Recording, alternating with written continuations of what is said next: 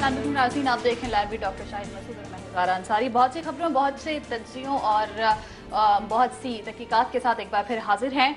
एक strategic dialogue Pakistan का America के साथ होता है, लेकिन हमारे पास इत्तलात मौजूद हैं कि पाकिस्तान में फौजी बगावत होने जा रही है। इत्तलात मौजूद हैं, क्या वाकई जनरल राहील शरीफ नवाज शरीफ हुकूमत का तख्ता उलटने जा रहे हैं? इस पर बात करेंगे। इंतहाई अहम और दिलचस्प बात है आपके लिए भी यकीनन। इसके साथ साथ MQM के पेचीदा मामला किस जगह जा रहे हैं, इस पर बात करेंगे। साथ साथ बात करेंगे कि तालिबान से मुज़ाकरात का जो ऊंट है वो किसी करवट बैठेगा या नहीं। अपडेट्स साथ साथ सामने आ रही हैं, खबरें सामने आ रही हैं। अब से कुछ देर पहले भी हमने देखा कि तालिबान की कमेटी को लेकर भी खबरें सामने आई, उस पर बात करेंगे। प्रोग्राम का बाकायदा आगाज़ करेंगे। आपकी लाइव कॉल्स और SMS का इंतजार रहेगा। फेसबुक और ट्विटर पर भी अपनी फीडबैक्स हम तक पहुँचा सकते हैं। प्रोग्राम का आगाज़ करेंगे। डॉक्टर साहब की जाने पड़ेंगे। अस्सलाम वालेकुम। मैं ठीक ठाक। डॉक्टर साहब, इससे पहले कि बात करें MQM के पेचीदा मामलात की, उस पर भी बात करेंगे कि वो किस तरफ जा रहे हैं। MQM की आज सातवीं कमेटी भी मिली है बरतानिया में, उस पर भी बात करेंगे। लेकिन पहले मैं पूछना चाहूँगी कि क्या वाकई फौजी बगावत होने जा रही है? वाशिंगटन में क्या हो रहा है, वहाँ से खबरें सामने आ रही हैं? देखिए जी, ये वो मैं तो नहीं जानता कि फौजी बगावत होने जा रही है और होनी भी नहीं चाहिए, और सवाल ही पैदा नहीं होता कि कोई भी दुनिया का शख्स इसको वेलकम करे। लेकिन सूरत हाल ये है कि इस तरह की खबरें वाशिंगटन में गर्दिश कर रही हैं। सबसे पहले तो कल वाशिंगटन पोस्ट, जो कि एक इंतहाई मौकर अमरीकी, सबसे ज्यादा ज़ाहिर वाशिंगटन से एक ही अखबार निकलता है बड़ा, और वाशिंगटन पोस्ट। कल वाशिंगटन पोस्ट ने, उनके पॉलिटिकल साइंटिस्ट हैं, और वो पॉलिटिकल साइंटिस्ट जो हैं वो उन्होंने कल वाशिंगटन पोस्ट में एक बात लिखी। उन्होंने स्टडी किया है 2013 तक, 1960 से लेकर 2013 तक दुनिया में जितनी बगावतें हुई हैं, मिलिट्री कूज हुए हैं, उनको उन्होंने स्टडी किया। और वो स्टडी करने के बाद उन्होंने मुख्तलिफ वजूहात बताई हैं कि किसी मुल्क में बगावत क्यों होती है। मईशत ख़राब हो जाए, सियासतदान अहल हो जाए, बाहर की फोर्सेज इंटरवीन हो जाए, सिविल वॉर हो जाए, ये हो जाए, वो हो जाए, सारा कुछ कर करा के उन्होंने फिर एक मैपिंग की है, मैथमेटिकल साइंटिफिक मैपिंग करके उन्होंने वॉशिंगटन पोस्ट में कल छाप दी है। और उस रिपोर्ट में वो ये कहते हैं कि जिन मुल्कों में इस साल 2014 में फौजी बगावत होने का खतरा है सबसे ज्यादा, उसमें कुछ 40 मुल्क हैं, लेकिन सबसे ज्यादा हाईएस्ट रिस्क है, वो बयान कर रहे हैं पाकिस्तान का। उनमें पाकिस्तान का भी नाम, वो पाकिस्तान का नाम है हाईएस्ट रिस्क में। अफगानिस्तान के रीजन में वो अलग रीजन है, ज़ाहिर है वो सिविल वॉर होती है, जो भी मामला होते हैं, फौज पता नहीं एक फौज है, कितनी फौजी हैं, अफगान आर्मी कहाँ जाती है आगे, तालिबान में से कितने उनमें से तालिबान को चले जाते हैं, क्या होता है अप्रैल के बाद हम कुछ नहीं जानते, अप्रैल से पहले क्या होता है हम कुछ नहीं जानते अफगानिस्तान में। लेकिन पाकिस्तान का नाम उसमें बहुत ऊपर रखा है उन्होंने। सब सहारन कंट्रीज का नाम है, लेकिन वहाँ होती रहती हैं बगावतें। एक और बड़ी इंटरेस्टिंग बात है कि अभी कू हुई है, पिछले साल ही बगावत हुई है मिस्र में, मुर्सी को उठा के उन्होंने हटाया ना जनरल सीसी ने, तो वो कह रहे हैं कि इस साल फिर दोबारा दूसरी बगावत होने जा रही है मिस्र में। ये बड़ी इंटरेस्टिंग बात है। अमेरिकन का एनालिसिस है वॉशिंगटन पोस्ट में कि इस साल फिर दोबारा मिस्र में बगावत होने जा रही है फौजी। और पाकिस्तान के अंदर कोई बगावत की बात है वो उन्होंने की, और वही कहते हैं कि जी यहाँ की मईशत, यहाँ के मामला सारे जो उन्होंने अपने साइंटिफिक में, मैं उस डिटेल में जाऊंगा, लेकिन उन्होंने मैपिंग की, इकोनॉमी, ये वो सारा, फैसले, बॉर्डर्स की सूरत वगैरह वगैरह, और हमारा जो एनालिसिस है मैथमेटिकल एनालिसिस, एक तो ये हो गई। अच्छा, इसको मैंने ठीक है, एक रिसर्च है, एक एनालिसिस है, लेकिन उसके बाद उसके 24-48 घंटों के बाद एक और वाकया वहां पे हुआ है वाशिंगटन में, और वो ये हुआ है कि यूएस कमेटी, जो इंटेलिजेंस की कमेटी है यूएस की, अभी इंटेलिजेंस की कमेटी बड़ी इंपॉर्टेंट होती है क्योंकि इनको इनपुट मिलता है सारी CIA और FBI और होमलैंड सिक्योरिटी वगैरह वगैरह सारी। तो उनकी जो कमेटी है, उन्होंने उनकी जो इंटेलिजेंस कमेटी है, उन्होंने वहां पे जाके यूएस सेनेट के सामने एक उन्होंने स्टेटमेंट दी है। उन्होंने पूरा बयान पेश किया और 2014 की उन्होंने पिक्चर पेश की और ये कहा कि अमेरिका को थ्रेट्स किए हैं 2014 में, अमेरिका के सामने क्या बड़े चैलेंजेस हैं। ये पूरी एक डिस्कशन हुई है क्लोज, और उस डिस्कशन के अंदर उन्होंने ये कहा है, यूएस अमेरिकी सेनेटर्स ने अपनी सेनेट को बताया है कि हमारी इंटेलिजेंस रिपोर्ट्स ये कहती हैं, हमारा एनालिसिस ये कहता है कि पाकिस्तान में फौजी बगावत का इम्कान मौजूद है, फौजी बगावत खत्म होने जा रही है।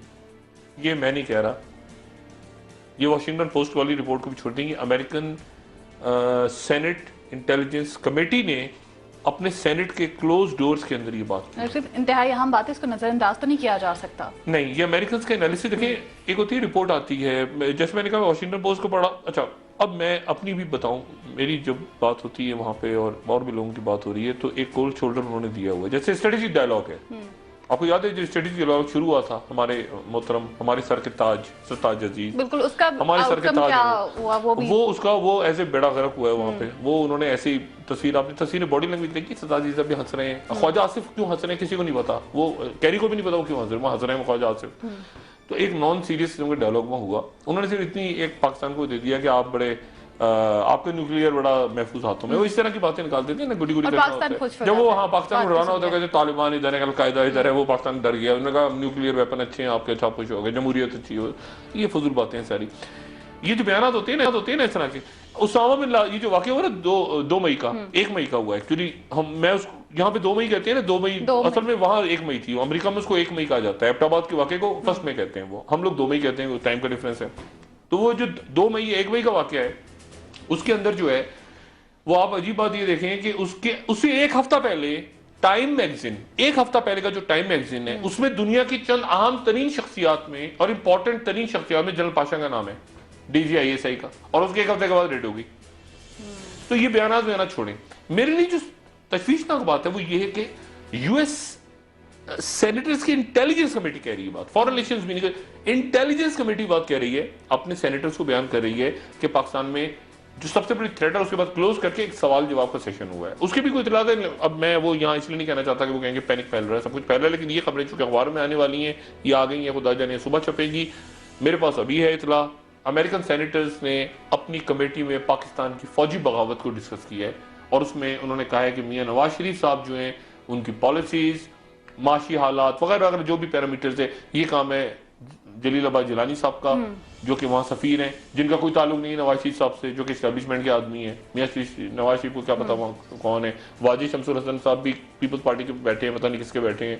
तो मियां साहब चूंकि बाहर उनका कोई है ही नहीं सिलसिला, जो साकदार साहब आते हैं वो बस साकदार भी हैं, और खुदा जाने सरताज अजीज भी हैं, ख्वाजा आसिफ भी हैं। तो एक अजीब व गरीब सी सूरत हाल है। तो उस सूरत हाल में वहां पे वाशिंगटन में ये डिस्कस हुआ है, उनकी सेनेट की इंटेलिजेंस कमेटी ने ब्रीफ किया अपने हाउस को कि पाकिस्तान में फौजी बगावत होने जा रही है। लेकिन जब ऑपरेशन की बात हुई थी डॉक्टर साहब, तब तो मियां साहब ने आकर कहा था ये कि फौज और हुकूमत एक पेज पर है, जब ऑपरेशन की बात हो रही थी तालिबान को लेकर। लेकिन इसको भी कोट किया गया है उस रिपोर्ट में, ये भी कहा गया कि पब्लिकली तो मियां साहब ने ये कहा है, लेकिन फिर खदशात वार्निंग भी दे दी गई रिपोर्ट में।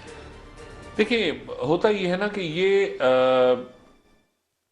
हमेशा इसी तरह होता है, एक पेज पे हैं। कौन एक पेज पे है, कौन कहाँ पे एक पेज पे, ये तो सियासी बयान है ना। ये तो ऐसे ही है कि पाकिस्तान और अमेरिका, वो पाकिस्तान और चीन वो अजल से अबद तक इत्तेहादी रहेंगे, वो जैसे निकाह पे नहीं होता हम साथ साथ रहेंगे अगले जन्म में, ये फजूल सी बातें बिल्कुल। एक पेज कौन सा खाक पेज है। आप मियां नवाज शरीफ साहब, पाकिस्तान में सबसे ज्यादा वेल इन्फॉर्म्ड आदमी कौन होता है मुझे बताएं, सबसे ज्यादा इतलात किसके पास होता है? DGISI के पास। मुशर्रफ साहब के वक्त में DGISI थे general Ziauddin Bhatt, most inform आदमी। उसको मियां नवाज शरीफ ने आर्मी चीफ बनाया कि ये DGISI, इसके पास सबके पास सारी खबर होगी। वो DGISI साहब को जब पहना रहे थे, तारे लगा रहे थे यहाँ पे उनके, तो बगावत हो गई। यानी DGISI को भी नहीं पता, DGISI को उसकी करने से बंदूकें, यानी यहाँ क्या होता है सिस्टम। मोहतरमा लेकर आ गए जनरल कल्लू, और उनको कल्लू से पूछा उन्होंने बुला के, अपने शम्स कल्लू साहब से, हमीदुल साहब पूछा कि सब खैर है, उनका सब खैर है, बगावत हो गई, गवर्नमेंट टूट गई। ये इस तरह नहीं होता, अल्लाह ना करे पाकिस्तान में ऐसा हो। लेकिन जने शरीफ साहब भी कम आते हैं टीवी पे, वो अभी तक आए भी नहीं है शायद, उनकी तस्वीरें मैंने एक आध देखी है वो इधर उधर। बिल्कुल वो एक तो ISPR जनरल बाजवा साहब से मैं एक आध दिन मिलने वाला हूँ, ये पता नहीं जनरल बाजवा साहब भी हमारे ISPR के माशाल्लाह कोई अजीब हो गए, उनकी तस्वीर शायद अफरीदी के साथ आ जाती है, अगले दिन दौरा करते हुए थोड़ा ISPR को भी मेरे ख्याल से एक आध दिन में मिलकर उनको भी तरफ समझाएंगे कि जरा थोड़ा सा वो सही करें मामला। लेकिन ये है कि ISPR भी कुछ फॉरेन ऑफिस बनता जा रहा है, रवायती किस्म के बयान दे रहा है, जरा दम पकड़े और थोड़ा सा जरा चीजों को टेक करके, जैसे पिछले दिनों ये हुआ, उनको जाके मारकुट लगी ना, ये जो गुंडा नासिर थे, ये जो आप चेक पोस्ट पर लगे, ISPR बिल्कुल ISPR का कोई रोल नहीं था। ये उल्टी सीधी खबरें निकलना शुरू हो गई, उसके बाद जाके मीडिया ने जरा थोड़ा, मीडिया में तो बैठा है ना एक से एक फितना, ये मार दिया वो मार दिया, बेगुनाह मर गए, फलां मर गए, फलां मर गए, कुछ नहीं हुआ था। वहां जाके क्रिमिनल्स को मारा था और बड़े अच्छे टारगेट अचीव किए थे। ये जो भी टारगेट ऑपरेशन हुआ था ये खजूरी चेक पोस्ट पे, तो ISPR थोड़ा सा दम पकड़े जरा, और ठीक है एक्सटेंशन वगैरह मिल जाएगी बाजवा साहब को, ऐसा कोई मसला नहीं है, लेकिन काम अपना ठीक करें मेरे ख्याल से। डॉक्टर साहब, दूसरी डेवलपमेंट पर चलते हैं। तालिबान टॉक्स को लेकर, कमेटी को लेकर बात की है, कहाँ पर खड़ी है? मौलाना अब्दुल अजीज साहब के हवाले से ये बयान सामने आ रहे थे कि उनसे कांटेक्ट किया जा रहा है ताउन के लिए मेजर आमिर साहब की जानिब से। उस बारे में मैं आपसे जानना चाहूँगी कि मेजर आमिर मीडिया पे नहीं आ रहे हैं, इज्तनाब कर रहे हैं, लेकिन आपकी उनसे इस हवाले से कोई बात हुई हो, आपको कुछ मालूम हो, इन दोनों का ताल्लुक के हवाले से भी जानना चाहूँगी। मेरी अभी बात हुई मेजर आमिर साहब से। अच्छा। मेजर आमिर साहब से मेरी अभी 15 मिनट पहले बात हुई कि तालिबान कमेटी को, इस पूरी कमेटी में असल आदमी मेजर आमिर है, ये आप ज़हन में रखें। इसमें असल आदमी ना इरफान सिद्दीकी है ना रहीमुल्लाह, इसमें असल आदमी मेजर आमिर है, ठीक है, जो अपने जो उनका हल्का अहबाब है, जो उनके राब्ते हैं, जो उन पर ट्रस्ट है लोगों को। रोशन शाह मोहम्मद साहब के बारे में कल मैंने बताया था कि वो ऐसे ही एक हैं। रहीमुल्लाह यूसुफ बड़े क्रेडिकल आदमी है, सॉफ्ट आदमी है, वो ज़्यादा उलझते नहीं है इन मामला में, शरीफ उन्नफ्स आदमी है। मेजर आमिर साहब अच्छे ज़रा अग्रेसिव, पुराना ISI का बैकग्राउंड और अच्छे बड़े नफीस आदमी है। मिडनाइट जैकॉल में उनका नाम आता रहा बीबी की हुकूमत गिराने के लिए, लेकिन उसके बाद उनके ताल्लुकात अच्छे हो गए जरदारी साहब से। जैसे मैंने बताया था DGIB की, वो कहते हैं कि ऑफर हुई, और मुझे अच्छी तरह पता है कि वो मिलते थे डॉक्टर कयूम सुमरो से, जरदारी साहब से उनकी जाती मीटिंग होती थी, ये मेरी अपनी नॉलेज में। मेजर आमिर साहब जो हैं वो असल रोल प्ले कर रहे हैं। दो शख्सियातें अब्दुल अजीज नाम के जब नाम आए ना, तो आप भी और नाज़रीन से गुजारिश है कि जरा कंफ्यूज ना हो। एक है मौलाना अब्दुल अजीज। मौलाना अब्दुल अजीज साहब वो हैं जो लाल मस्जिद वाले हैं, ठीक है ना, जो अब्दुल रशीद साहब के भाई थे और भाई हैं, और अब्दुल रशीद साहब वहाँ पे उनको शहीद कर दिया गया था। और अब्दुल अजीज साहब जो हैं वो उसके बाद वो बुरका और सारा किस्सा हुआ, वो लाल मस्जिद के हवाले से। दूसरे हैं शाह अब्दुल अजीज। शाह अब्दुल अजीज जो हैं वो बड़ा इंपॉर्टेंट कैरेक्टर हैं। वो हैं शाह अब्दुल अजीज जो समीउल हक साहब के बड़े करीबी साथी हैं, और 2002 में इलेक्शन लड़के कौमी असेंबली में पहुंचे थे। अच्छा। और जिनके और फिर उसके बाद 2008 में कत्ल हो गया था, यहाँ पे पोलिश इंजीनियर को मार दिया गया था, तो शाह अब्दुल अजीज साहब को अरेस्ट कर लिया था 2009 में ऑपरेशन के दौरान। और बड़ी तस्दीक, हाँ, और उनके कर्ज से ताल्लुक है, उनको सामने लाके बड़ी तस्दीक हुई थी और उनको बड़ा तमाशा हुआ, तो फिर रिलीज हो गए थे। शाह अब्दुल अजीज साहब बड़े गहरे आदमी, बहुत गहरे, और बड़े, उनका बड़ा असर और रसूख है अलकायदा के सर्कल्स में भी, तालिबान के सर्कल्स में भी, अक्रॉस द बॉर्डर दोनों तरफ, और बड़े सोचो बड़े एक जबरदस्त आदमी है। अब मेजर आमिर साहब ने मुझे ये कहा, मेजर आमिर साहब का मैं कोट कर रहा हूं, मेजर आमिर साहब ने मुझे कहा कि शाह अब्दुल अजीज साहब ने, वो वाले शाह अब्दुल अजीज करक वाले और तालिबान वाले, नॉट लाल मस्जिद, शाह अब्दुल अजीज साहब ने फोन किया है मेजर आमिर को और कहा है कि मेरी दुआएं आपके साथ हैं। मौलाना अब्दुल अजीज जो हैं, अब मौलाना अब्दुल अजीज साहब का क्या ताल्लुक है मेजर आमिर साहब बड़े क्लोज हैं। मैंने पहले भी आपसे कल भी ये अर्ज किया था कि इस कमेटी में ऐसे अरकान मौजूद हैं जो एक बड़ी कारोबारी शख्सियत के बड़े करीब। मेजर आमिर साहब बड़े करीबी दोस्त हैं मलिक रियाज साहब, जो हमारे मुल्क के एक जाना पहचाना नाम है, जिन हवालों से भी मैं उसमें नहीं जाना चाहूंगा। मलिक रियाज साहब एक साहब हैं। अब मलिक रियाज साहब के बड़ा क्लोज है मेजर आमिर। और लाल मस्जिद का जो वाकया हुआ, तो लाल मस्जिद के वाकये के बाद मस्जिद के साथ तो जो हुआ वो सबने देखा। मौलाना अब्दुल अजीज और उम्मे हफ्जा और ये जो बच्चियां वगैरह थी सारी, इनको मलिक रियाज साहब ले गए। उसको मलिक रियाज साहब को असाइन किया आपकी इस्टेब्लिशमेंट ने। मलिक रियाज साहब माशाल्लाह इस्टेब्लिशमेंट के साथ, यानी साहब और भाई और सारा तो है ना मलिक रियाज साहब को पुराना सिलसिला। अभी करंट तो राइस शरीफ साहब के साथ कोई बैगेज नहीं है, लेकिन पहले तो बड़ा बैगेज रहे, नहीं मालूम। तो अब मसला ये हुआ कि वो मलिक रियाज साहब ने, इस तरह के काम भी करते हैं मलिक रियाज साहब, मसाजिद और ये और वो सारा, ये लाल मस्जिद भी बनाने में उनका रोल है, जो नई लाल मस्जिद दोबारा बनी है। तो ये उनकी फैमिलीज को वहां ले गए, यानी बहरिया टाउन का ये जो मलिक साहब का इलाका है, जो उनका ये वहां रहे मौलाना अब्दुल अजीज साहब, और वहां पे सारा। अब हुआ ये कि मौलाना अब्दुल अजीज साहब यानी बड़े मशहूर, और बहुत सारी बच्चियां, एक और भी इस्लामाबाद में शख्सियत हैं ताजिक खोकर, जो आजकल जेर हिरासत हैं, उन्होंने भी कुछ बच्चियां को अपना मदरसा वगैरह बना के वहां पे रख लिया। एक दफा मैंने पूछा उनसे, मैंने कहा जी सुने, हाँ, उन्होंने कहा हाँ बिल्कुल मैंने ये काम किया रही। अब मेजर आमिर साहब जो है वो, अब खुदा जाने क्या मामला हुआ कि कल अचानक एक खबर निकल पड़ी और चलना शुरू हो गई कि मौलाना अब्दुल अजीज से राब्ता किया है मेजर आमिर ने, या पता नहीं मेजर आमिर ने मलिक रियाज से राब्ता किया है कि मौलाना अब्दुल अजीज से मेरी बात करी, ये छपकी टिकट चलना शुरू हो गई आज भी ये वाली खबर। अच्छा, उसके बाद वो मेजर आमिर को आगे पब्लिकली कहना पड़ा कि मैंने कोई राब्ता नहीं किया, मौलाना अच्छा, अब मुसीबत ये है कि वो कह रहे हैं, अब मुझे नहीं पता, मौलाना अब्दुल अजीज साहब का टिकट चल रहा है। अब मौलाना अब्दुल अजीज साहब जो है बड़े प्यारे जबरदस्त आदमी है, इनके मैंने खाना खाया था जब ये लाल मस्जिद ऑपरेशन, मैं तो बताऊंगा बाद में, क्योंकि ऑपरेशन के दौरान मैं अंदर था मस्जिद में, आपको शायद याद हो, मैंने ही सारा अंदर से बुरी याद है, मेरी बहुत बुरी यादें हैं उसकी। लेकिन बहरहाल अब हुआ ये है कि मौलाना अब्दुल अजीज साहब और मेजर आमिर साहब के दरमियान में कहीं मलिक रियाज हैं, तो मलिक रियाज साहब ने सारी सेटलमेंट करवाई थी।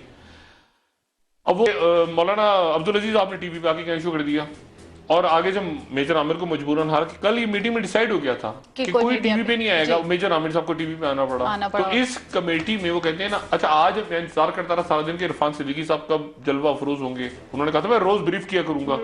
अब अंदर इतनी खटपट पड़ी है कि वो मेजर आमिर, अच्छा सीरियसली काम मेजर आमिर कर रहे हैं सर, मैं आपको फ्रैंक जो मैं आज बता रहा हूँ ना, इसमें सीरियस काम सिर्फ मेजर आमिर कर रहे हैं। बाकियों को टीवी पे आने का शौक है, मेरी तरह टीवी पे आके बैठने का शौक है, ठीक है। इसमें जो सीरियस काम हो रहा है वो मेजर आमिर का हो रहा है, और दो लोगों से उनकी बात हुई जो बड़े संजीदा लोग हैं। एक है शाह अब्दुल अजीज, मौलाना अब्दुल अजीज साहब को साइड करके, मौलाना साहब का भी बड़ा हल्का है क्योंकि जाहिर है लाल मस्जिद की बच्चियां और ये सारे वो, लेकिन शाह अब्दुल अजीज इंपॉर्टेंट है और फजलुर रहमान खलील इंपॉर्टेंट है, और मौलाना अब्दुल अजीज वही करेंगे जो मलिक रियाज कहेंगे उनको। ये मौलाना अब्दुल अजीज साहब जितने, हाँ ये शाह अब्दुल अजीज साहब की तस्वीर आ रही है, ये बड़े इंपॉर्टेंट आदमी है, ठीक है, ये टीवी पे जो आ रही है ये बहुत इंपॉर्टेंट आदमी है, ये असल आदमी है, और ये वो असल आदमी है जिनके थ्रू राब्ता हो रहा है। अच्छा, ठीक है, और ये इनको तालिबान के अंदर और अलकायदा के जो फैक्शंस हैं, जो भी मैटर करते हैं लोग सारे, इंतजार क्या हो रहा है इस वक्त इंतजार हो रहा है मुल्ला मोहम्मद उमर के खत, कि मुल्ला मोहम्मद उमर, ये जो बातें चली ना, इमरान खान का नाम दे दिया, फलाने का दे दिया, ये सारे फजूल बातें। मैं आपको एक बात मैंने कल आपसे की थी ना कि लाल के हकीमुल्लाह महसूद पे ड्रोन से पहले मामला खराब हो गए थे। हकीमुल्लाह महसूद के ऊपर ये जो हमला हुआ था, मिसाइल हमला, इससे पहले एक मुआहदा भी साइन हो गया था, मैं यहां तक बताऊं, एक मुआहदा तक साइन हो चुका था, ठीक है ना। तो ये और मौलाना फजलुर रहमान खलील जो कि सऊदी अरब में हैं, जिनके बारे में मैं कल बताया, ये दो लोग हैं, बस इन दो लोगों को नजर में रखें आप, और बाकी जो जितने नजर बट्टू बैठे हैं। डॉक्टर इस पर मजीद बात करेंगे, इंटरेस्टिंग पॉइंट्स हैं, ब्रेक का वक्त है, के बाद एक बार फिर हाजिर होंगे और तालिबान टॉक्स को लेकर जो कमेटी की एमक्यूएम के हवाले से बात, जी एमक्यूएम के हवाले से भी बात करेंगे कि वो मामला किस हद तक पेचीदा है और वो क्या हो रहा है, क्या सूरत हाल है, आपको बताएंगे इस ब्रेक के बाद। Stay tuned.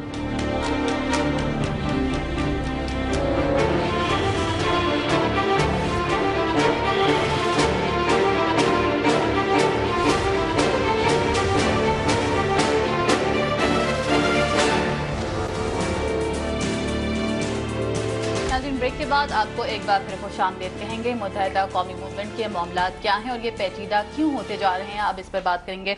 डॉक्टर साहब, 7 रुकनी वक्त भी मिला डिप्टी बरतानवी हाई कमिश्नर से और यादाश्त भी जमा करवा दी बीबीसी की डॉक्यूमेंट्री के अगेंस्ट, लेकिन मुत्तहिदा के मामला क्या हैं और किस तरफ जा रहे हैं, पेचीदा क्यों होते जा रहे हैं? एहतजाज भी रोक दिया उनकी जानिब से, अल्ताफ हुसैन ने खिताब भी करना था, क्या सूरत हाल है?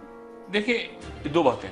पहली बात तो ये कि इस बात में कोई शक नहीं कि एमक्यूएम मुल्क की एक बड़ी सियासी जमात है, उनके वोटर्स हैं, अल्ताफ हुसैन साहब एक मकबूल लीडर हैं, उनके चाहने वाले हैं, ये अपनी जगह बात दुरुस्त है। एमक्यूएम के लिए लंदन में मसाइल बढ़ रहे हैं, ये बात एक अलग बात है, और ये कोई तज्जिया नहीं है, ये कोई मतलब ये इंफॉर्मेशन है जो आ रही है, सामने आ रही है।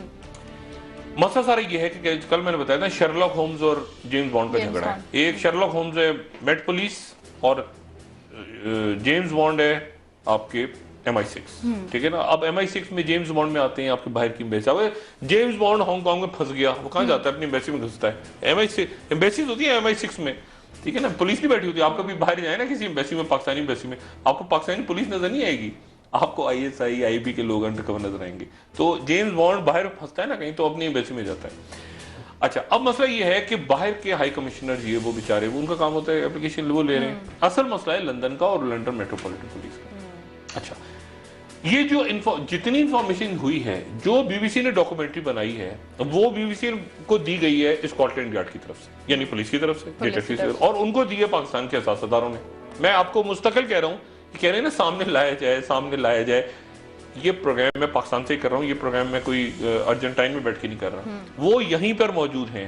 मेरे एमक्यूएम के भाइयों को अच्छी तरह पता है, पता होना चाहिए, वो यहीं मौजूद हैं बंदे। वो कहते हैं ना, वो कहाँ ढूंढ रहे हैं, वो इधर ही मौजूद हैं। खालिद शमीम भी इधर ही हैं, वो कामरान भी इधर ही और काशिफ भी इधर ही हैं और काफी दिनों से हैं और रिकॉर्ड हो चुका है बयान, रिकॉर्डेड बयान आगे उनका हसास अदारे ले चुके हैं, हसास अदारों ने आगे दे भी दिया है बयान। और आप ये देखें, मेरी सिर्फ गुजारिश सुने, इफ्तिखार हुसैन साहब जो कि अल्ताफ हुसैन साहब के भतीजे कहा गया, अभी वसीम अख्तर साहब ने कहा कि उनके दूर के रिश्तेदार हैं जो भी हैं, जिनको वो कह रहे हैं कि उनका दिमागी तवाज़ुन दुरुस्त नहीं, चलें जो भी दुरुस्त नहीं है, ठीक है, वो मीटिंग्स में तो बैठते रहे ना साथ, एमक्यूएम की लंदन की मीटिंग्स में। इफ्तिखार हुसैन साहब को कहां से अरेस्ट हुआ किया गया था? बाबर गौरी साहब कहां से? वो कनाडा से आ रहे थे लंदन, पाकिस्तान से जाते हुए तो नहीं पकड़ा ना। इसका मतलब है कि ये सर्कल बहुत बड़ा हो चुका है कि बहुत, मेरी जो बात है उस पर एमक्यूएम के दोस्त नाराज ना हो, मैं उनसे जो बात, वो अक्सर में जर की मूवमेंट होती है ना कि पीछे प्रेशर आता है लंदन का, डिफेंड करो, वो सारे वो वासी जलील हो गए, वसीम अख्तर हो गए, हैदराबाद। अच्छा, लंदन वाली बात समझते हैं, क्राइसिस आता है ना, क्राइसिस, वो पैनिक हो जाते हैं, मीडिया ये है, मीडिया वो है, दुनिया पीछे लगी हुई है। वो वजह कि बैठ के पुरसकून अंदाज में मसले को रिजॉल्व करते हैं ना, आप बैठते हैं, जंगी हालात हैं, क्या आप किया जाए, ये मसला हो गया, ये मसला हो गया, ये मसला कैसे करें। एक होता है गुस्से में आ जाए, इसको गालियां, उसको गालियां, लटरम पटरम और गंद होती है और गड़बड़ होती है बीच में।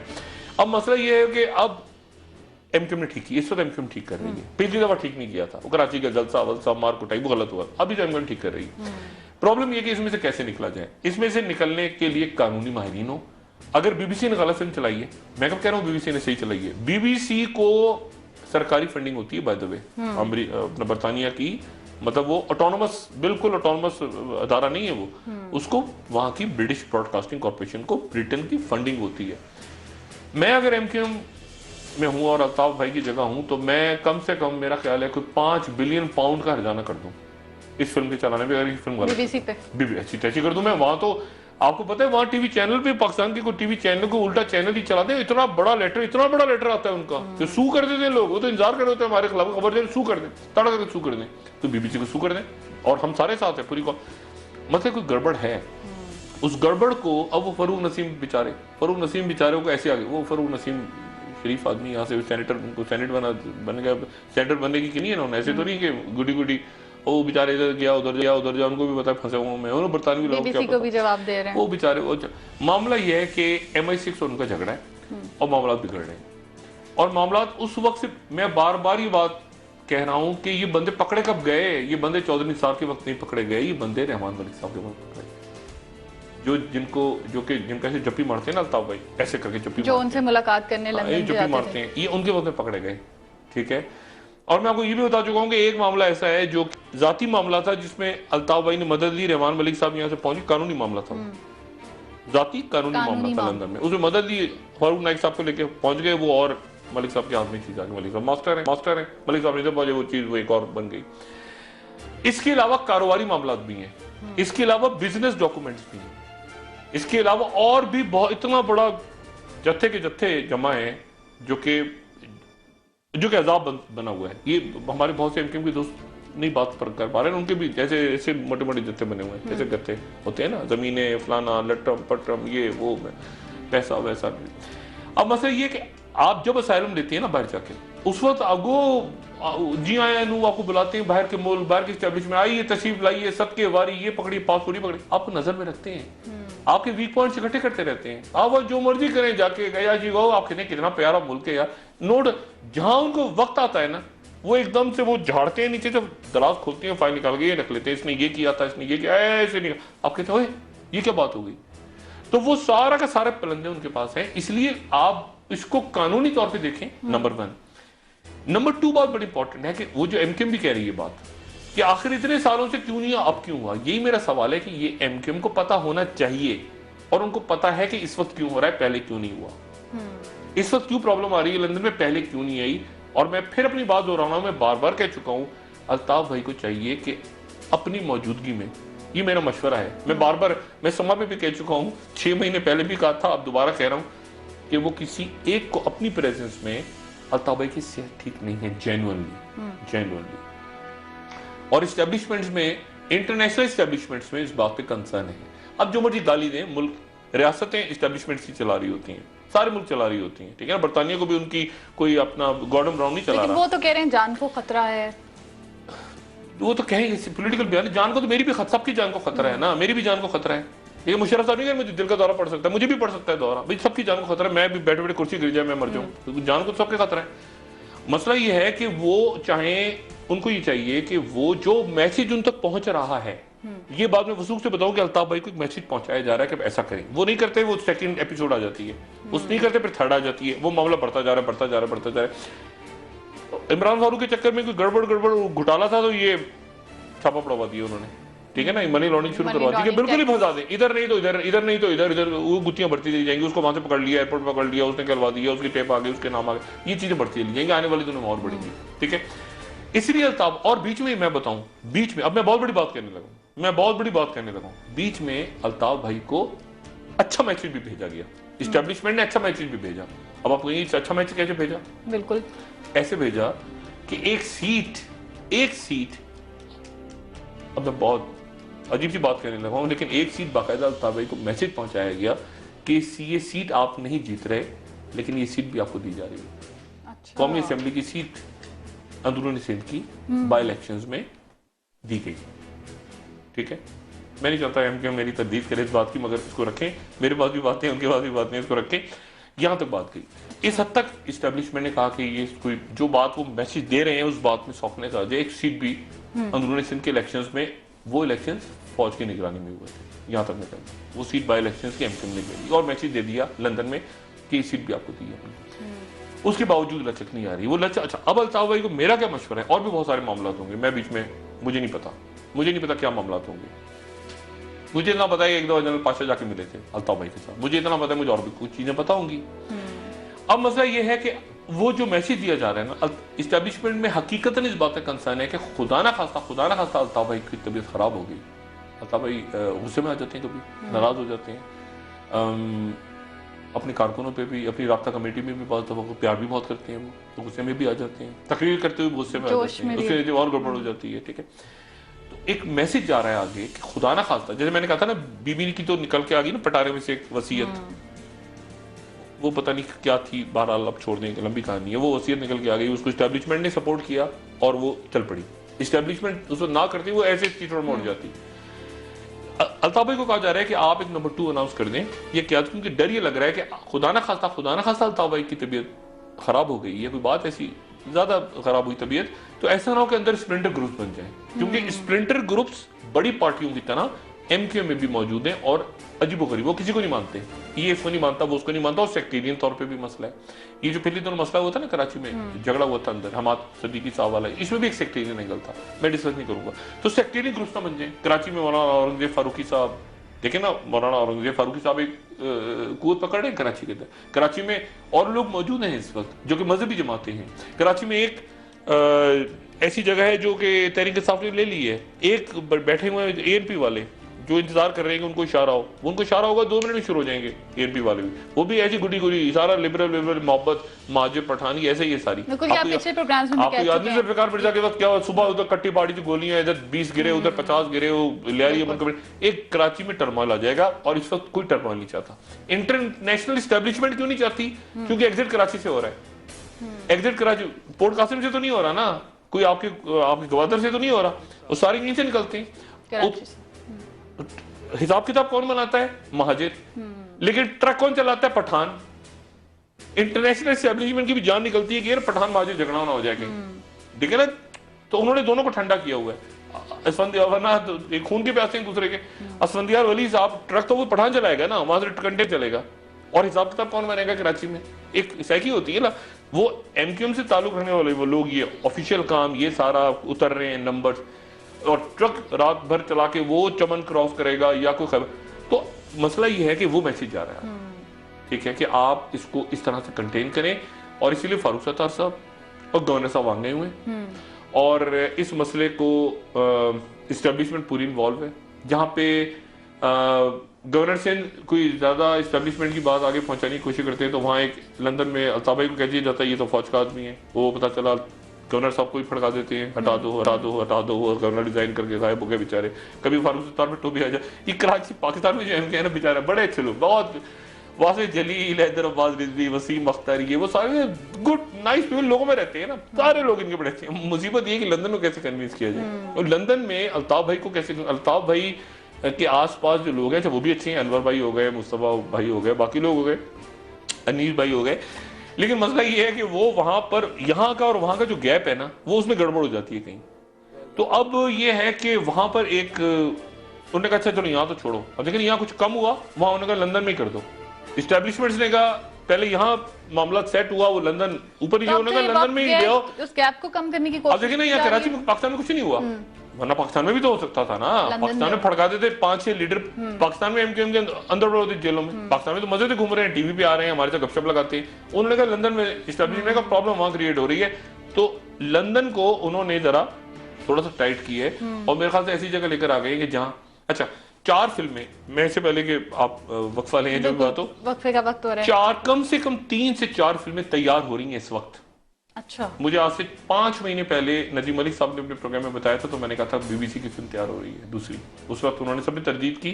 आज मैं आपको बता रहा हूँ 3 से 4 फिल्में तैयार हो रही हैं, और अब अमेरिका के अखबारों में आने वाली है खबर, अच्छा। बरतानिया से निकल के अमेरिका में आने वाली है। मैं कोई डरा नहीं रहा, मैं वो बता रहा हूँ जो मेरी सोर्सेज हैं, ये खबरें और तैयार हो रही हैं, कहानी और आगे चलेगी। जो भी एमक्यूएम को मैसेज, एमक्यूएम को जो मैसेज, अच्छा एमक्यूएम इसलिए कह रही है ना, अल्ताफ, एमक्यूएम को भी कहा गया है कि ये कह दो कि सिर्फ अल्ताफ हुसैन काबिल कबूल है। अब देखे ना क्या वजह है, इसका मतलब ये हुआ कि उनको ये कहा जा रहा है कि किसी को अनाउंस करो, वरना ये कोई नारा हुआ, ये जो -1 चल रही है बात, ये क्यों कह रहे हैं कि -1 कबूल नहीं है, इसका मतलब है वो खुद ही बता रहे हैं कि हमें -1 का मैसेज जा रहा है। अब इस्टेब्लिशमेंट जाने और अल्ताफ भाई जाने, ये मैसेज जा रहा है उन्हें कि आप किसी को अनाउंस करें, वो ही कह रहे हैं कि हमें -1 कबूल नहीं है। मैं तो नहीं कह रहा -1, कोई कह रहा है ना, जो कह रहा है वो उनसे बात करें, उनको मनाए, अल्लाह खैर सल्ला। हमारा काम तो ये कि तजिया करें और कराची हमारा सुकून से रहे। बिल्कुल, और मामला क्यों पेचीदा हुए ये काफी हद तक हमने जाना। नाज़रीन, ब्रेक का वक्त हो रहा है, ब्रेक के बाद कि गवर्नर स्टेट बैंक मुस्ताफी क्यों हुए हैं, एमक्यूएम के हवाले से एक बात रहेगी, एमक्यूएम के हवाले से भी बात करेंगे, डॉक्टर साहब बताना चाह रहे हैं, और गवर्नर स्टेट बैंक के हवाले से भी बात करेंगे, आपको बताएंगे कि वजह क्या बनी उनके मुस्ताफी होने की। स्टेट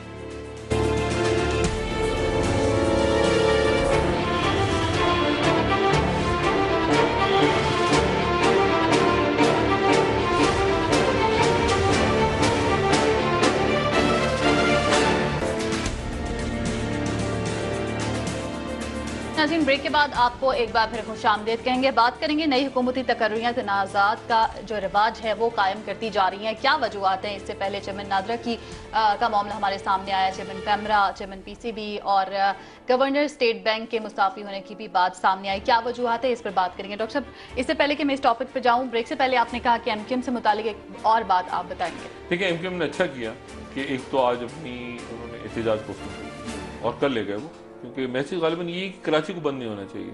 मैसेज गालिबन उनको यही दिया जा रहा है कि कराची को बंद ना करें तो संडे को एहतजाज कर रहे हैं, वो आज करवाते हैं। और रात तक मैंने आपसे कल भी कहा था ना कि काउंटर करने के लिए रिलीजियस फोर्सेज है कराची में, तो कल रात को मौलाना औरंगजेब साहब बैठे हुए थे, आपने देखा जमात अहले सुन्नत वल जमात का इज्तिमा चल रहा था, और वो बैठे रहे उस वक्त तक जब तक एमक्यूएम ने ये नहीं कहा कि हम आज पोस्टपोन करके इसको इतवार को लेके जा रहे हैं। तो ऐसी सूरत क्रिएट नहीं करनी चाहिए।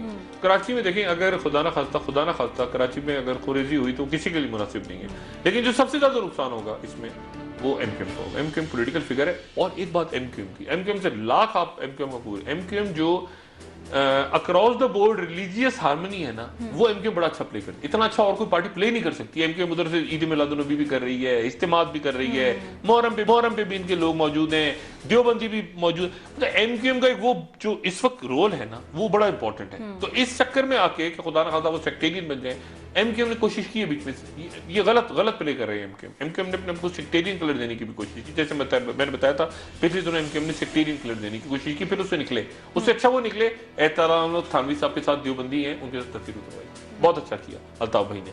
सेक्टेरियन झगड़े में ना पड़े, और ये जो अच्छा किया कि इतवार को लेके इजाजत वगैरह करें, ब्रिटिश हाई कमीशन ये वो सारा चलता रहता है। असल मामला कानूनी है। ये मुशर्रफ साहब का केस जैसे सियासी बना के उलझा दिया ना इन्होंने, अहमद खजूरी साहब ने 73 का इन लटर पटर, ये पॉलिटिकल मामला, पॉलिटिकल इसको हैंडल करने, देखेंगे क्या मैसेज आ रहा है क्या नहीं आ रहा। कोई नहीं चाहता कि खुदा ना खास्ता जो है वो कोई खुरेजी हो कराची में, कोई टेक ओवर कर ले एमक्यूएम को, कोई निकल के आ जाए कोई हकीकी वगैरह। लेकिन जैसे जैसे इस मामला ये तूल पकड़ेगा, फिल्में और आएंगी बाहर की मीडिया में, पाकिस्तान की मीडिया को छोड़ देना, यहाँ तो केबल ही चल जाए बड़ी बात है, लेकिन मतलब बाहर फिल्में आएंगी और अमेरिका की मीडिया में आने वाली है। जो मैं बार बार बात कर रहा हूँ, अमेरिकन मीडिया में आएगी बात खराब होगी, ठीक है ना। अमेरिकन की मीडिया में आएगी क्योंकि वो ऐसे चलते हैं, पहले वो ब्रिटिश पिक करता है वहां से वो फिर बात खराब हो जाती है। तो उससे पहले अब मैं डिप्टी हाई कमिश्नर भी नहीं है, अब डिप्टी हाई कमिश्नर से वो जो भी करें, असल मामला लंदन में सुलझा दें। जो मैसेज आपको एस्टेब्लिशमेंट दे रही है वो मैंने भी दे दिया आपको। ठीक है, वो सब आपको भी पता है, आप खुद भी कह रहे हैं ना कि नहीं अल्ताफ भाई के बगैर कबूल नहीं होगा, नहीं कबूल होगा, हम भी चाहते हैं नहीं कबूल होगा, उनको तय करें और क्या मामला है उनको वो जाने, आप जाने, कहानी बसी है। ठीक है डॉक्टर साहब, अगले टॉपिक की तरफ चलते हैं। हुकूमती तकर्रुरियाँ तनाज़ात का जो रिवाज है वो अभी भी है। गवर्नर स्टेट बैंक मुस्ताफ़ी हो गए, इसहाक डार साहब के साथ इख्तिलाफात, उनका मौक़िफ़ सामने आया था कि उन हुकूमती पॉलिसियाँ उनको तस्लीम नहीं थी। देखिए ये जो बात आपने शुरू में प्रोग्राम की थी ना कि वाशिंगटन में इस वक्त कंसर्न ये है, वो जो बात कर रहे हैं वो कह रहे हैं कि इनसे हुकूमत नहीं चल रही, बात वो कह रहे हैं इनसे चल नहीं रही, ठीक है ना। आपकी स्टैब्लिशमेंट और मियां साहब एक ही पेज पे हैं नहीं है, मैं छोड़ दें कौन सा पेज है कौन सी किताब है, ये ऐसी होता है सारा, ठीक है।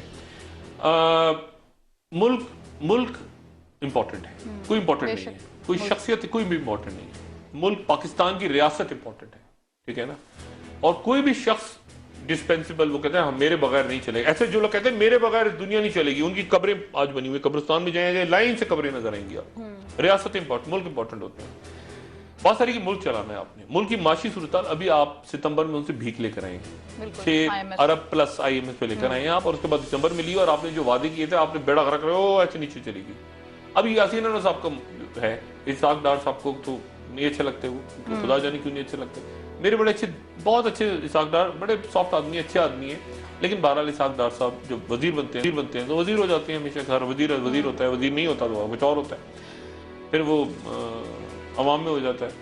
इसहाक डार साहब का मसला यासीन अनवर साहब का खराब हुआ। इसहाक डार साहब ने कहा कि इस आदमी ने किया करप्शन, और यासीन अनवर साहब का पॉइंट ऑफ व्यू ये है कि मेरे ऊपर प्रेशर डाला जा रहा था कि 100 अरब रुपया में छाप के ये जो फलाना बैंकों से, निजी बैंकों से उठाऊं और गवर्नमेंट की स्कीमों में लगा दूं, ये जो स्कीमें चल रही हैं सारी, कर्जा वर्जा, ये वो यूथ लोन, ये लैपटॉप शैपटॉप, इसमें डाल दूं। मैंने इनकार कर दिया तो इस्तीफा हो गया। ये 4 आपके स्टेट बैंक के गवर्नर्स हैं, 4, ये चौथे गवर्नर हैं जो मुद्दत पूरी होने से पहले रिजाइन कर गए। वो हफीज कारदार चले गए, वो उससे पहले वो डॉक्टर शमशाद अख्तर चले गए, मतलब ये सारे जो हैं ये एक एक करके चलते चले जा रहे हैं। और इनके कोई बेटे का एक्सीडेंट हो गया था, ये सिंगापुर चले गए थे, वहां से वापस आए, बता एक और डिप्टी गवर्नर लगा दिया, वही जैसे तारिक मलिक के साथ हुआ था, इन अ बैड टेस्ट। ये जो चीजें होती हैं ना, ये बाहर मॉनिटर होती है, लेकिन आप जो ये आई में आप भीख मांग रहे हैं ना जाके, यहाँ तो आप ऐसे तुरम खान चल रहे हैं, चाय लाओ मेरे लिए, पानी लाओ मेरे लिए, गाड़ी खड़ी करो, वहां जाते ऐसे खड़े हो, ऐसे करके यूं खड़े हैं, जॉन कैरी ऐसे, जॉन कैरी अभी IMF के वहां गए तो दुबई में मुज़ाकरात हो रहे हैं, ऐसे दे दो भाई मुज़ाकरात, अब आपके वो शुरू, यानी चक्कर शुरू हो गया ना सारा, उधर प्राइवेटाइजेशन, उधर फलाना, उधर इस पूरी चीज को मॉनिटर, ये कहती है, ये कहलाते है पॉलिटिकल इकोनॉमी।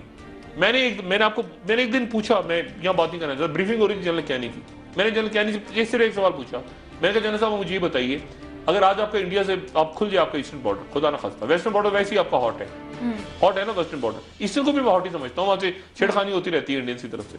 मैंने एक सवाल हो जाए, क्या चीजें होती हैं आपकी क्या चीज इंपॉर्टेंट, असला तो इंपॉर्टेंट नहीं होता, असला तो होता है, असला फौज तो इराक में भी थी, क्या इंपॉर्टेंट, मोरल इंपॉर्टेंट होता है, फौज क्या मोरल है, कौन का क्या मोरल है, इकोनॉमी कैसी है, बिजली किस तरह चलेगी, ब्लैकआउट, मोरल। अब आपने सभी को ठुस कर दिया, एक निकम्मा आता है उसके बाद सुपर निकम्मा आके बैठ जाता है, सुपर निकम्मा जाता है उसके बाद टेट्रा निकम्मा बैठ जाता है आके, यानी चोरों का टोला बिठाया हुआ आपने सारा, ये किस तरह क्या होगा।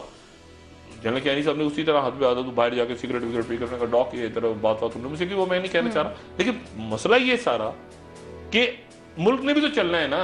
अब एक बच्चा क्यों उसको, यानी क्यों बच्चे पढ़े जब उनको पता है कि चोर के बच्चे ने आके पेपर लेके और यहाँ पे डॉक्टरेट की डिग्री ले लेनी, कल को जो देख रहे हैं डिग्री के साथ डॉक्टरेट की डिग्री ऐसे लोग MPhil PhD के लिए जाने दे देते हैं बच्चे बेचारे, आपके मुल्क के, आपकी कौम के, और एक से एक चोर को आपकी डॉक्टरेट डिग्री मिल रही है, डॉक्टरेट की डिग्री, फलाने को डॉक्टरेट की डिग्री, फलाना डॉक्टरेट डिग्री। आपने देखा तमक किस तरह बिक रहे हैं, यानी जो फैज है उस फैज को मिला है, या जो आपके हबीब जालिब को मिला है इस मुल्क में, या जो अशफाक अहमद को मिला है, ये जो बड़े बड़े अदीबों को मुल्क में मिला है, तमगा हुस्न कारकर्दगी और बड़े बड़े आपके सिविलियन एजाज, वो देखें आपके लोगों को मिले 5-6 सालों में। आप देखें लिस्ट तो पढ़े, आप कहेंगे आपको नफरत होनी शुरू हो जाएगी कि यार ये हो क्या रहा है। बिल्कुल। देखिए बात ये है सारी कि इस तरह एक लिमिट होती है, एक हद होती है, ये दुनिया भी देख रही है।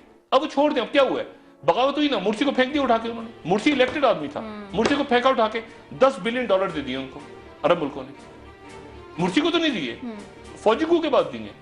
इसलिए जो पॉलिटिक्स एक लिमिट होती है, ये सिंध में भी यही सूरत हाल है। सिंध में भी यही, मैं आज आपके प्रोग्राम में रिकॉर्ड कह रहा हूँ, लोगों का ख्याल है कि सारे कब्जे वब्जे, ये खेल वेल, सारा पैसा बाहर निकल गया, एक एक चीज अंडर वॉच, ऐसे बटन दबेगा और गड़बड़ गड़बड़, जैसे आप कहते हैं माइक्रोस्कोप के नीचे। नहीं, एक एक चीज माइक्रोस्कोप के नीचे है। ये डिप्लोमेटिक बैग, आपके ख्याल से इनमें पैसा जाता है तो क्या मैं अब बात नहीं करना चाह रहा, ये डिप्लोमेटिक बैग में लोग पैसा बन के जाते हैं ना, कि डिप्लोमेट चेक नहीं हो रहा, इसके तरीके हैं बड़े, ये भी बड़ा मॉनिटर होती है, एक चीज कैश कहाँ गया, कौन किधर गया, क्या हुआ सारा। तो बात सारी ये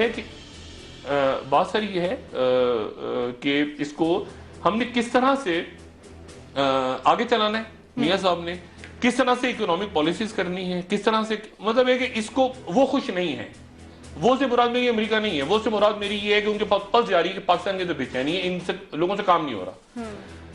मियां साहब के लिए क्या चीज इंपॉर्टेंट है? मियां साहब ने एक काम तो बहुत अच्छा किया है, और बहुत अच्छा किया काम, और वही उन्होंने ये किया है कि उन्होंने ये मुज़ाकरात की कमेटी बना के कम से कम ये फौरी तौर पर ऑपरेशन, लेकिन उसके साथ ही मैसेज क्या जा रहा है वहां पे, वजीर उनके प्राइवेटली क्या कह रहे हैं कि ऑपरेशन होने जा रहा है, ऑपरेशन होने जा रहा है, मारामारी, जिसके नतीजे में नॉन सीरियस नजर आ रही है। हर आदमी कह रहा है कि ये कमेटी, मैं भी ये कह रहा हूँ, मूवमेंट्स हो रही है ना, एक गुस्सा है कि यार क्या मतलब है, क्योंकि 6 महीने आपने ऐसे गुजार दिए, 6 महीने के बाद आपने एपीसी की पटारे में से क्या निकाला, ये इरफान सिद्दीकी है, ये मेजर आमिर हैं, ये मेजर आमिर ने कहा सलीम साफी से, सलीम साफी ने कहा मैं नहीं आऊंगा, उसने कहा तू आ जा, उसने कहा तू आ जा, अब फरमाइशी टिकट चल रहे हैं, कई टिकट फरमाए, टीवी चैनल से फोन कर करके फरमाइशी टिकट जो है वो, हाँ इमरान खान का भी आ रहा है, इमरान खान आना चाह रहे हैं, उनको भी शामिल करें, उनको शामिल कर दिया जाए। इमरान को पता नहीं, अब इमरान मैं तो समझने से काफिर हूँ, अब समी उलझ के ले गए तो इमरान खान आ जाए, इमरान खान को इसको हेड करेंगे इरफान सिद्दीकी साहब, और नीचे बैठेंगे इमरान खान, इमरान, मतलब कुछ समझ नहीं आ रहा। आपने इरफान साहब के कॉलम्स पढ़े हैं, मतलब ये अजीब गरीब बात है। मैं इस ये नहीं, नॉन सीरियसनेस है एक्चुअली, ये नॉन सीरियसनेस है, और ये नॉन सीरियसनेस इसी को देख के जो तालिबान के लोग हैं वो कह रहे हैं कि मामला सारा का सारा ऑपरेशन की तरफ लेके जा रहे हैं। लेकिन उनकी जानिब से भी अभी तक मजलिस शूरा की जानिब से उनकी कमेटी का ऐलान नहीं, उनके पहले नाम तो आ गए थे 3 परसों, जो मैंने कल के प्रोग्राम में बात की कि मुल्ला फजलुल्लाह जो उनके हैं, उन्होंने फिर बात की दोबारा। लेकिन हुकूमत यहाँ जो कुछ नॉन सीरियसनेस हो रही है ना, देखिए मैंने आपसे फिर कहा कि ये फजल खलील साहब पीछे हट जाएंगे, वो हट गए थे एक लेवल पे पीछे, और शाह अब्दुल लतीफ पीछे हट जाएंगे, वो ये नॉन सीरियसनेस देखेंगे ना। आज ब्रीफिंग होनी थी, आज ब्रीफिंग क्यों नहीं हुई? आज होनी थी ना, इरफान सिद्दीकी साहब को ब्रीफिंग दी नहीं, क्यों नहीं दी? क्या प्रोग्रेस हो रही? वो उन्होंने कहा दिनों में हो जाएगा मामला तय, हफ्तों में, महीनों में नहीं, सालों में, दिनों में। रोज की ब्रीफिंग देना, आज क्या हुआ, कल क्या हुआ, परसों क्या हुआ। आज तो तनाजात खड़े हो गए, अब्दुल अजीज साहब कह रहे हैं कुछ और, सलीम साफी साहब ने कॉलम लिख दिया, मुझे बुलाया गया था, मैं नहीं आया, फलाना, जो एक अजीब प्रोसेस है। और पॉलिटिकल फिगर्स, ये बात मैं पहले कह चुका हूं, अमेरिकन को और बाहरी बात भेज चुकी हैं, बार बार ये बात कह चुकी हैं कि जी हम करवाने को तैयार हैं। मैं आपको मिसाल, एक बड़े पॉलिटिकल लीडर का नाम ही नहीं था तालिबान की तरफ, उनका नाम डाला गया, नाराज ना हो जाए मौलाना फजलुर रहमान साहब, उन्होंने कहा मेरा नाम भी डाल दें, तालिबान की तरफ से नाम आ गया, हालांकि नाम ही नहीं था। डॉक्टर साहब, सोशल मीडिया पे भी ये तालिबान की जानिब से जो कमेटी में नामों का मुतालबा किया गया, वो नाम सामने आ रहे हैं। इमरान खान साहब का नाम तालिबान की तरफ से डालने के लिए कहा जा रहा है, मौलाना समीउल हक साहब का नाम आ रहा है, मुफ्ती किफायतुल्लाह साहब का नाम आ रहा है, प्रोफेसर इब्राहिम का नाम सामने आ रहा है तालिबान की जानिब से, और मौलाना अब्दुल अजीज साहब का नाम भी सामने आ रहा है। तो ये क्या है तालिबान की जानिब से उनकी कमेटी? उनके तो दिल चाहेगा ना शाहिदुल्लाह शाहिद साहब नाम दे दें 15। देखे ना, मतलब है कि आपने कुछ चीज कर, मैं कह रहा हूँ नॉन सीरियसनेस है दोनों तरफ से, इस तरफ से चूंकि है तो उस तरफ से भी है। अब उधर तालिबान की तरफ से नाम आ जाए, उनकी तरफ से नाम आ जाए कि जी आप वीना मलिक का नाम डालें हमारी तरफ से, क्या होगी?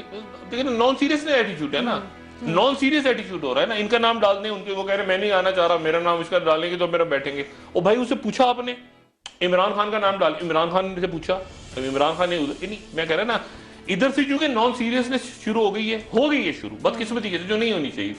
ये कमेटी के नाम, जो कमेटी के नाम नॉन सीरियसनेस हुई। चौधरी सार पुल आउट किया उन्होंने, आप वो देखें, वो पिक्चर देखी आपने, चौधरी सार को साइड पे बिठाया हुआ है, वहां आगे बैठे हुए इरफान साहब जो हमेशा वजीर आज़म के साथ बैठे थे ना, वजीर दाखिला, वो पीछे उन्होंने ब्रीफिंग नहीं दी। चौधरी सार अभी तो बोले नहीं इसके ऊपर कि क्या हुआ क्या नहीं हुआ, वो खामोश होकर गायब हो गया। आज इरफान साहब भी सामने नहीं है। अब मेजर आमिर से वो बेचारे मेजर आमिर लगे हुए अपनी जगह, वो कॉलें कर रहे हैं, वो फजलुल्लाह खलील साहब सऊदी अरब से आ जाएंगे, आते आते देर 5 तारीख को उन्होंने वापस आना है, वो आएंगे। शाह अब्दुल अजीज साहब ने कहा, मुझे मेजर आमिर ने कहा कि मैंने फोन किया, हमें उनसे मेरी दोबारा मुलाकात होगी, वो कहते हैं मुझे मेरी पूरी ब्लेसिंग्स शाह अब्दुल अजीज साहब ने दी, अल्लाह करे दी हो, क्योंकि मेजर आमिर कलीदी किरदार है। मैंने कहा मेजर आमिर पे सारा घूम रहा है, ये नाम मेजर आमिर ने दिए हैं, रहीमुल्लाह यूसुफ सही, ये वो सारे, सलीम साहब, मेजर आमिर कलीदी किरदार है, उनको कामयाब होना चाहिए। वो अगर, और एक उनकी पर्सनैलिटी की खास चीज वो बड़ी जल्दी यानी छोड़ भी देती है। वो देखेंगे नहीं कि नॉन सीरियसनेस हो रही है, वो कहेंगे खुदा हाफिज, अलग हो, वो अलग हो गए, बदकिस्मती।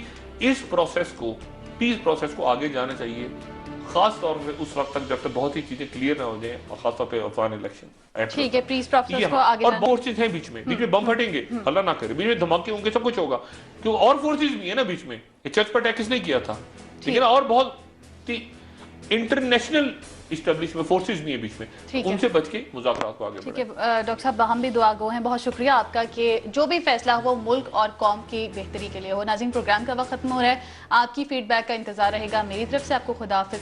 डॉक्टर साहब, आप अपने दोस्तों रिश्तेदारों, गिरदो नवाज लोगों का सब ख्याल रखिएगा।